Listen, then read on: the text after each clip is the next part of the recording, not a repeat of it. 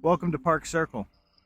Join me in my meditations on Ephesians 1, starting in verse 15, as I play some disc golf and seek to glorify the Lord for His Word, for His world, and for His Redeemer.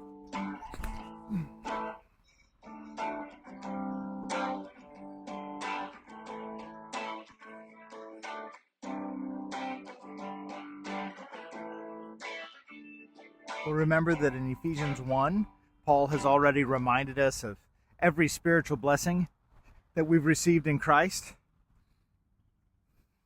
and the inheritance obtained for us that the Holy Spirit seals in our lives until we take possession of that inheritance. Paul says that Christ has done these things for the praise of His glory. And in verse 15, he tells us for this reason, and for the fact that he's heard about them, he has many great confidences and promises connected to them. Paul is encouraged by two significant indicators of their life in Christ: their faith in the Lord Jesus Christ and their love for all the saints. Paul's reaction upon hearing of their faith and their love is to therefore give thanks for them to the Lord. This should be our impulse as well when we hear of the faith of others. In fact, the more I read Scripture, the more convinced I am that there is no biblical distinction between giving praise and giving thanks. So thankfulness is the heart of a believer. This is what Paul is modeling for us. Paul continues by remembering them in his prayers, giving thanks and praying for them to a specific end. And that end is triune in shape, that the God of our Lord and Savior Jesus Christ, the Father of glory, would send His Spirit, that Father and Son would send the Spirit of wisdom and of revelation in the knowledge of Him. What I find interesting here in these passages is that Paul is showing how the believers in Ephesus have all the good, for lack of a better term, relational and emotional things, spiritual blessings purchased for them in Christ. Peace and love and faith. Those things are already provided in Christ for the Ephesians. And to a certain extent, I think the American church has done an okay job of emphasizing these emotive and positional truths about life in Christ. But when Paul prays and remembers the saints at Ephesus, he prays for them to have knowledge. He prays for them to have a spirit of wisdom. I fear that too much of American evangelicalism or Christianity at large tends to fall into one of two camps. Either a hyper-emotionalism that's all about the feels, or a doer mentality that's all about the work. When Paul prays for us to find a different emphasis, knowledge of the Lord. These emphases, I believe, change the questions we ask of Scripture. Not that these questions are wrong, but they need to be in the right order. The feeler might ask of a particular question: how does this worship experience, how does this passage, how does this sermon, how does this Sunday's music make me feel? What's going on in my emotions? Am I warm and fuzzy inside? And the worship of the living God should change how we feel. Our emotions must be aligned with the right responses defined for us in Scripture, knowing that the Lord can handle all of it, but our emotions are to be sanctified, growing in Christ-likeness. The doers might look at a particular worship service and ask, well, what am I supposed to do? Never mind the emotions. They lie. They're deceitful. But what is my action to be? How am I to live? Give me the checklist of things to do.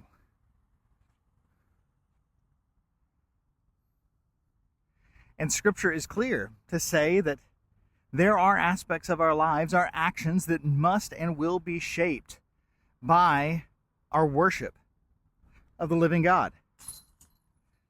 But when Paul remembers the Ephesians in prayer, He doesn't start with praying that they would feel God's love. And he doesn't start by praying that they would do what God would command of them. He says, I pray that the spirit of wisdom and knowledge of him would fill you. Feeling rightly about God isn't about whether or not a particular worship experience is our preference. It's about knowing who God is and responding to him because we see him as he is. Likewise, the do's and don'ts of our lives, the actions, are expressions of love because we rightly know who God is. But we can't get the order reversed or we fall into legalism. Both licentiousness and legalism are knocked down by knowledge of the living God. There, from a knowledge of God, we learn to feel and do rightly in response to him, not the other way around. So returning to the text, we see that Paul will continue this massive run-on sentence by showing us what the spirit of wisdom and of knowledge of him looks like.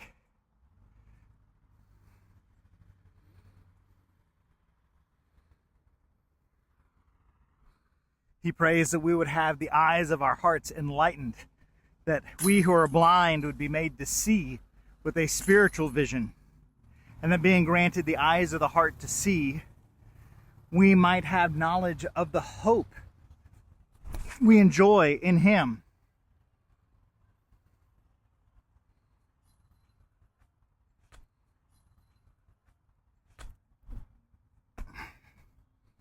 Got it in one. He wants us to be able to hope in knowledge, knowing of the riches of the glorious inheritance that Christ has provided, obtained for us. That is what Paul would have us hope in. Paul would have us know the immeasurable greatness and power of Christ toward us who believe. That is knowledge that inspires emotional worship. It's the same power that was worked in Christ when God raised him from the dead. That is our great hope. Paul is showing us that if we don't know that God raised Christ from the dead and raised him into heaven and has seated him at the right hand in the heavenly places, without that knowledge, you shouldn't feel good when you worship God. You shouldn't know what it is you're supposed to do. The knowledge of Christ and his finished work must be foremost. Consider that Christ has been placed above all earthly powers, above all rule and authority and dominion, that he is preeminent over all, both now and in the age to come. Paul ends this chapter by telling us that God has put all things under Christ's feet, and he's established Christ as the head of his body, the church. And by union with Christ, that means that all things have been placed under us as well, we who are his hands and feet in the world, making clear the fullness of Christ in all. This is the knowledge that Paul would have us have in Christ, that we might hope in him. This is our inheritance now and into the future. What good news. No wonder this will change how we behave. In light of all this truth, let's sit with these verses in Ephesians, meditating on them. Let us rejoice in Christ, who is raised and sitting at the right hand of the Father. Let's meditate on his word that we might know him better, and that knowing him, our feelings and our actions would fall into line with who he has made us in Christ. With that, let's enjoy the world that God has made as we consider who he is and ask for the Spirit to give us knowledge and wisdom that surpasses all understanding. I hope, too, that you'll join me next time.